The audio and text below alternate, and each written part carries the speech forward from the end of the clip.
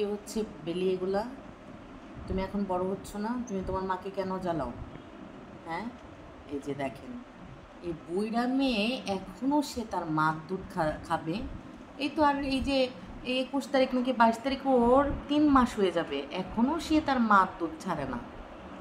মাছ মাংস আমি সবই খাই, ওর মার সমান প্রায় হয়ে গেছে, তারপরও সে তার মার বুকের দুধ সে খাবেই খাবে।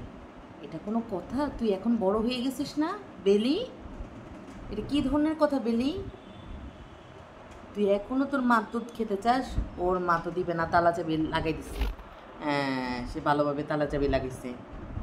এখন মার আশেপাশে থাকতেছে, যে কোনো যদি চান্স ফাঁক ফোকর পায় তাহলে সে তার মার থেকে খাবে।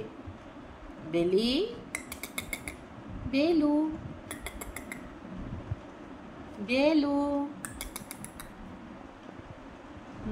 মা দিচ্ছে না, মা দুধ দিচ্ছে না, মা চলেই গেছে।